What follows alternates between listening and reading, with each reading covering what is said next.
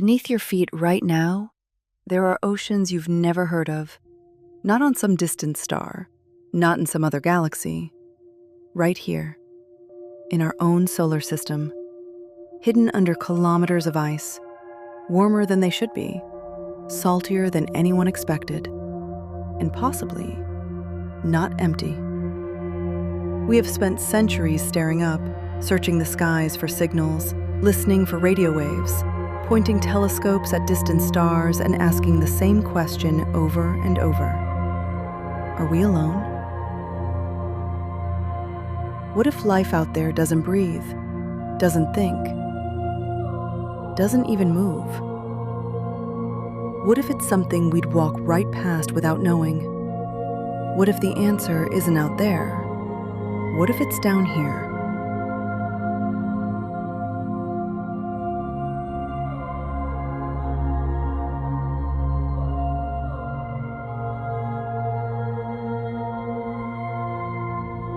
Life is greedy.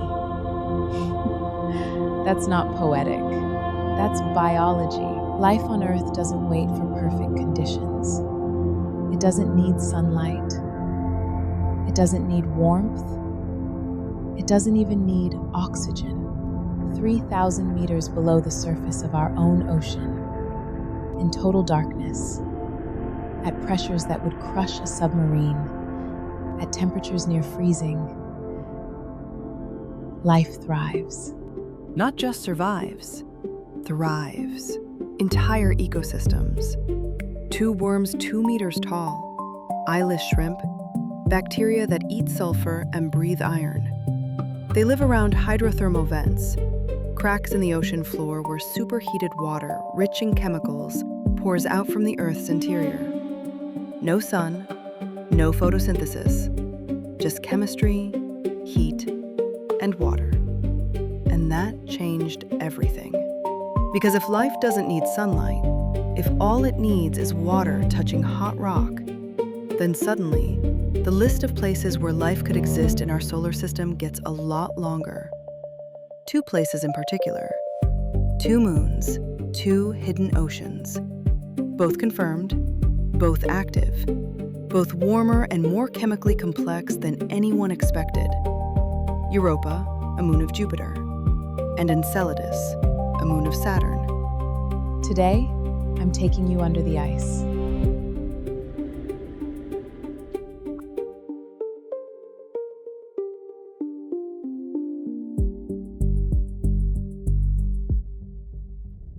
This is Europa, Jupiter's 4th largest moon, slightly smaller than our own, and the smoothest object in the solar system.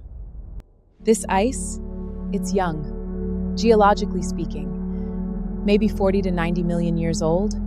On a moon that's 4.5 billion years old, that's yesterday. Which means something is resurfacing it. Something is erasing the craters, smoothing the scars, rewriting the surface over and over. And these cracks? These are called lineae. Some of them are hundreds of kilometers long. They're fractures in the ice shell caused by tidal stress, Jupiter's immense gravity pulling and squeezing this moon as it orbits. Every orbit, Europa stretches and relaxes. The ice cracks, refreezes, cracks again. Below this ice, somewhere between 15 and 25 kilometers down, there is an ocean. A global ocean of liquid, salty water. It covers the entire moon. It is 60 to 150 kilometers deep. That's deeper than any ocean on Earth.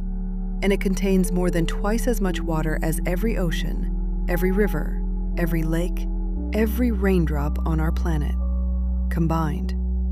The Galileo spacecraft confirmed this ocean in the late 1990s. It measured distortions in Europa's magnetic field that could only be explained by a layer of electrically conducting fluid beneath the ice, salt water. And in 2025 and 2026, James Webb Space Telescope data revealed something remarkable. In a region called Terra Regio, one of Europa's chaos terrains, where the ice is broken and jumbled, Webb found crystalline ice on the surface, along with sodium chloride, carbon dioxide, hydrogen peroxide. Table salt.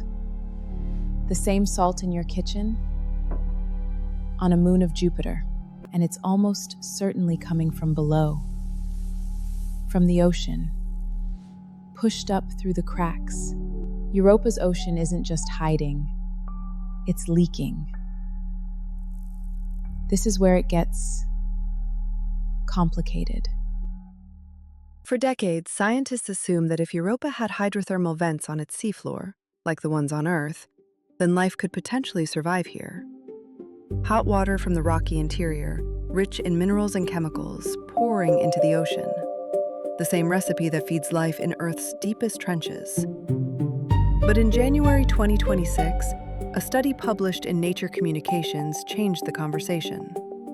Researchers modeled the mechanical properties of Europa's seafloor rocks and found them to be extremely rigid, too strong for the kind of fracturing that drives hydrothermal systems on Earth. In other words, Europa's ocean floor might be geologically quiet. No volcanoes, no black smokers, no vents. If that's true, then where does the energy for life come from? Here's where it gets beautiful. Because just 3 weeks after that study, another team found the answer. Not from below, from above. Jupiter's radiation hammers Europa's surface constantly, and that radiation interacts with the salts and ice on the surface to create oxidants, chemicals that carry energy. Scientists at Washington State University showed that pockets of salt-rich ice near the surface can become denser and heavier than the ice around them. Heavy enough to detach, to sink, to drip slowly through the ice shell, carrying those oxidants with them, all the way down to the ocean, in as little as 30,000 years. Europa doesn't need volcanoes. It feeds its ocean from the top. Jupiter's own radiation, the thing that makes this moon's surface lethal, might be the very thing keeping its ocean alive. This is Europa Clipper, the largest spacecraft NASA has ever built for a planetary science mission. Launched October 14, 2024. Right now, as you're watching this, it's crossing the solar system. It used Mars for a gravity assist in March 2025. It will swing past Earth in December 2026, and it will arrive at Jupiter in April 2030. And then, for 4 years, it will make dozens of close flybys of Europa, some as low as 25 kilometers above the surface. It carries an instrument called REASON, radar for Europa assessment and sounding, ocean to near surface. Ice-penetrating radar that can see through the shell.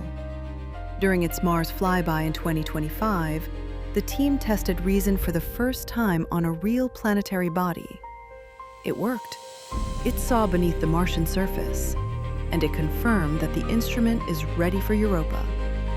When Clipper arrives, it will measure the thickness of the ice. It will map the chemistry of the surface.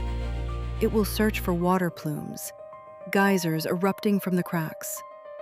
And if it flies through one, it will taste the ocean without ever landing. We have never been this close to answering the question.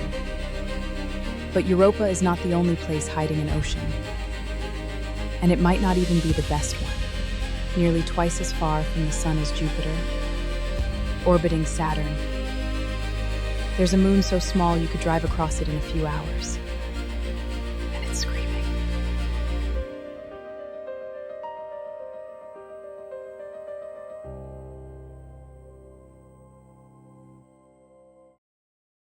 "500 kilometers across. You could fit it inside the state of Arizona. It's so small that its gravity is barely 1% of Earth's. I weigh less than a kilogram here, and it is doing something that no other moon its size has any right to do. It's erupting. In 2005, NASA's Cassini spacecraft flew past Enceladus and saw something nobody expected. Enormous plumes of water vapor and ice erupting from cracks near the South Pole. They called the cracks tiger stripes, 4 parallel fractures, each roughly 130 kilometers long. Cassini flew through those plumes multiple times between 2005 and 2017. It tasted them, analyzed them, and what it found changed everything. Water, salt, ammonia, carbon dioxide, methane, molecular hydrogen, and organic molecules. Complex ones, the kind that on Earth are found in the chemistry of living things. In 2023, phosphorus was detected in the plume material. That completed the set. Carbon, hydrogen, nitrogen, oxygen, phosphorus, sulfur. The 6 elements that every living thing on Earth is built from. Enceladus has them all. And the evidence keeps coming. In October 2025, researchers reanalyzed data from Cassini's closest flyby, a pass in 2008 where the spacecraft flew directly through freshly erupted ice grains just minutes after they left the ocean. They found aldehydes, esters, ethers, aromatic compounds, nitrogen heterocycles. On Earth, these molecules are the foundation of every cell. They're the intermediates in the chemical pathways that build amino acids, stabilize membranes, and form the bases of DNA. Enceladus is not just spitting water into space. It's spitting the vocabulary of life. And then, in January 2026, scientists in Japan and Germany did something remarkable. They recreated Enceladus's ocean in a laboratory. They mixed the chemicals Cassini had found, put them in a high-pressure reactor, subjected them to cycles of heating and freezing, simulating the tidal forces that Saturn exerts on this moon, and then analyzed the results with an instrument designed to mimic Cassini's own detector. The simulated ocean produced amino acids, glycine, alanine, the simplest building blocks of protein. The ocean conditions on Enceladus can build the molecules of life. On their own, no biology required. Just physics and chemistry doing what they do. And in November 2025, researchers confirmed something that makes all of this even more significant. Enceladus is losing heat from both poles, not just the south. The total heat loss is about 54 gigawatts, and that number matches almost exactly what models predict from tidal heating, which means the ocean is in thermal balance. The heat going in equals the heat going out. The ocean isn't freezing. It's not boiling. It's stable. And it might have been stable for billions of years. On Earth, it took life roughly 500 million years to emerge from chemistry. Enceladus may have had 1 billion years. Maybe more. So what would it look like if life exists in these oceans? What are we imagining? Let's be honest about what we know. If life exists on Europa or Enceladus today, it is almost certainly microbial, single-celled, simple. Organisms that extract energy from chemistry, not from sunlight. Methanades, maybe. Sulfur reduces. Things that would look at home in a Petri dish. Not a movie. But the solar system is 4.5 billion years old, and these oceans might be nearly as ancient. So let me ask a different question. What if we're not the only ocean in the galaxy that's had 4 billion years to experiment? Imagine an ocean world somewhere in the galaxy. Not Europa, not Enceladus. Something older, something warmer. An ocean that's been running its chemistry experiment for 6 billion years, with active vents, with stable energy, with time. On Earth, it took life 500 million years to go from single cells to multicellular organisms. another 3 billion to build animals. But Earth had ice ages, extinctions, asteroid impacts. The process was interrupted over and over. What happens on a world where the interruptions never come? Where the ocean is insulated by ice, protected from impacts, fed by steady geological heat, where evolution just keeps going. We may never see this in our lifetime. We may never see it at all. But the laws of chemistry are the same everywhere in this universe. The molecules that build life here are the same molecules we're finding on Enceladus. The recipe works. The question is whether anyone else has been cooking.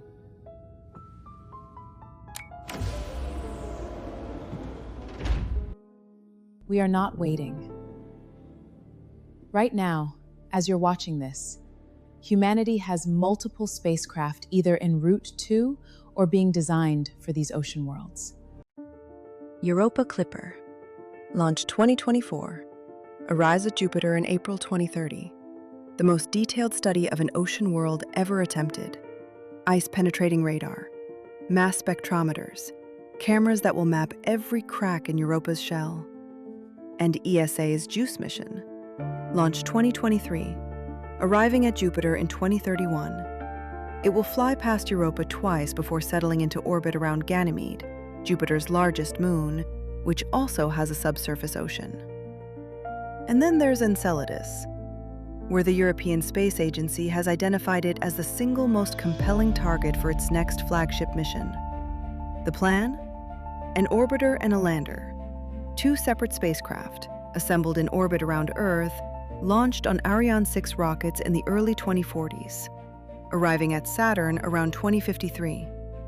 The orbiter will fly through the plumes, sampling the ocean material in unprecedented detail.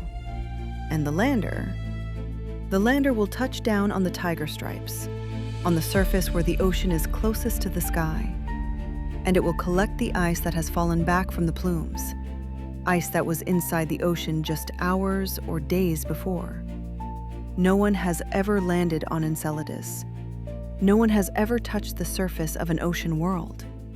This mission would be the first. And here's the thing that keeps scientists awake at night. Fabian Klenner at the University of Washington showed that even a single bacterial cell inside an ice grain could be detectable with the right mass spectrometer. One cell. If there is life in Enceladus's ocean, it might already be floating in space, riding the plumes, falling back as snow, waiting. You know what I keep coming back to? Not the data, not the molecules, not the missions. It's the silence. These oceans have been there for 4 billion years, in complete darkness, under kilometers of ice, with no one looking, no one knowing. Whatever is down there, if anything is down there, it has been alone for longer than life has existed on the surface of our own planet. We talk about searching for life like it's an achievement we're trying to unlock. A box to tick. Found it, next question. But that's not what this is. If we find even one cell in the ice of Enceladus, even one strand of something that looks like it was once alive in Europa's ocean, it doesn't just mean we're not alone. It means the universe makes life. Not once, not as an accident, as a habit. And if it happens twice in one solar system, it happens everywhere. We're listening now, and the ocean is very, very patient. This is just the beginning of the search.